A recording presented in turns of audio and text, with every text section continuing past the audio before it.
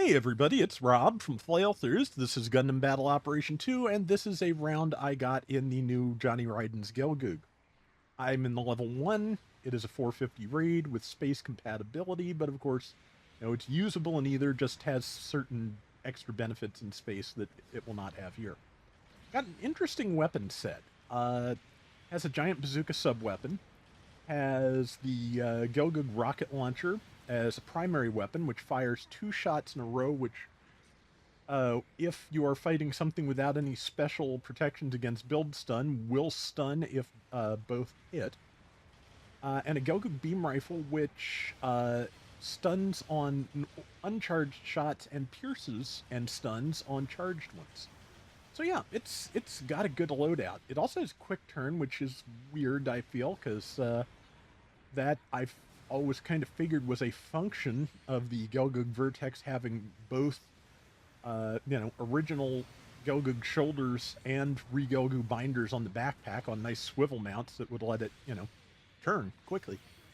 But regardless, yeah, that's what this has, and yeah, it runs fairly well. I am currently, exploded, but that happens. Um, I did tweak the colors a little bit because they uh, added a little bit of red to the black parts of the suit, and the contrast on Johnny Ryden's color scheme when done right is so nice. It has a nice deep red, which I don't think I modified much if at all, because once you turned off weathering, the red they gave me for it was really quite nice. But yeah, all the black parts got the red removed, and I kept the original level of gloss though, because that just felt right. I don't always, and if I'm not going for metallic finishes, I frequently leave weathering and weathering, specular, and highlight all set to 0. But just it works here, so just like that red is definitely like a sports car kind of red. So I felt like it was appropriate to have that for that to have a nice gloss to it. See, also, oh yeah, it also has shield break stance mastery, which is why I have not been stunned.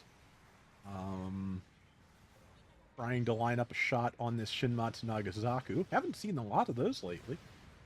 And I have seen a lot of those Full Armor Alexes, though. I forget whether they just went to recycle tickets or got buffed or what, but yeah, they've been pretty popular the last couple of weeks. I'm thinking they may provide a good counter to the White Gundam, if nothing else, because, yeah, that is, of course, one of the other new 450 things that I see a fair bit of. That, and of course, the Casval Gundam and the newly buffed original RX-78. So yeah, 450's been eating good pretty much lately, and that is kind of nice because it kind of I feel like we go through long stretches where 450 doesn't see a lot. So I'm happy to see that. I still would love to see 250 get and lower get you know renovated, see them get be actively used and promoted in the game again, which has not really happened in a long time. And here's where I made a mistake, because I forgot just that quickly. I forgot it was an ally that knocked me down, and I thought I had iframes to go after that Alex. When an ally knocks you down, you get much fewer iframes when you get up. It's like the difference between like 5 seconds and 1, something like that. It is a very stark difference, and I forgot that, so I'm dead. But yeah, yeah, I like I've said before, there's a ton of like Gundam the Origin pre-war grunt suits that could be added to the game, and I feel like that would be perfect for, you know, like 250 and 200 rooms to bring those, back into circulation. That on that line of thought, I just love to see like 100 be functional.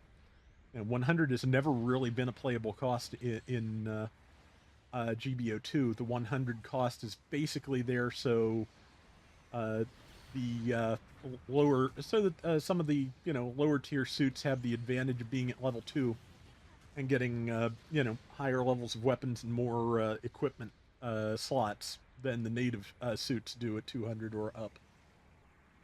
But yeah, I'd like to see that.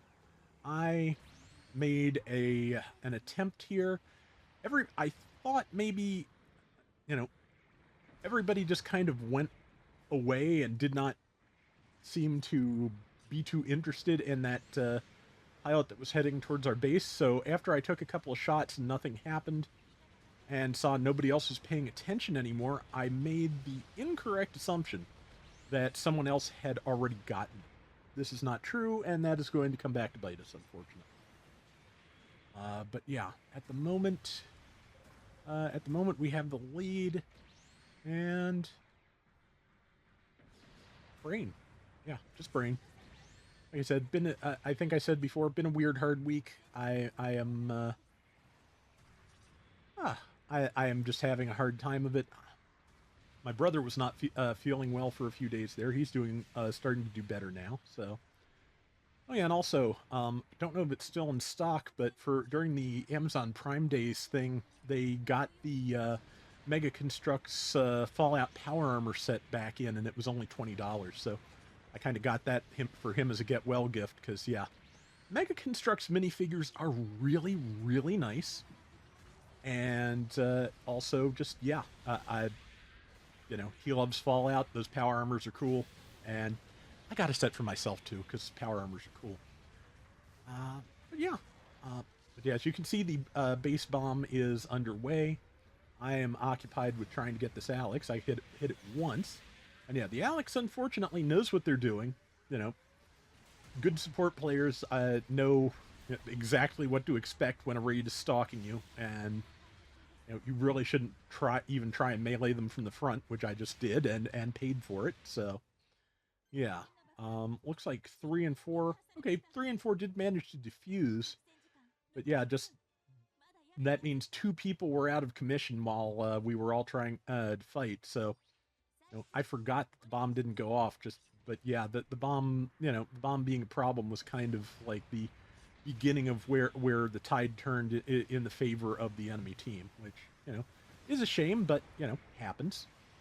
It was I really probably should have tried harder to get that pilot, but like I said, I thought since everybody left and nobody else thought to deal with them that it was taken care of. But as for the most part, I think this team's been doing fairly well. But whatever it is, I guess just because I'm usually comboing it with all the other ranged weapons, I overheat this Gelgoog rifle a lot more than I do the standard version. And I think it's actually a little bit better about heat than the basic one. I'm not sure about that though. Yeah, I think if we did pull it off, it was really close. But also, I did like 2 or 3 to get a good round, and they're kind of blending together. But yeah, like I said, just getting the black, good and solid black there and leaving the gloss on it just worked really well. Yuma Lightning and Gelgoog did a great round. I came in second with like 73,000 damage and 4 and 3, so I'll take that. That is going to do it for today's Gundam Battle Operation 2. We'll be back soon with more. Till next time, everybody take care and have fun. Later. I don't remember where I put it, but there is a really nice extended MS in action of Johnny Ryden's Gelgoog. It is the EMI Gelgoog mold is really good. I feel like the Robot Spirits version anime is probably a little better. Like version anime is where I feel like they finally overtook MS in action in terms of figure quality. It really took that long. But yeah, if you ever see the Johnny Ryden Gelgoog or any of the EMI Gelgoogs for relatively cheap, they're worth having. They are really nice figures.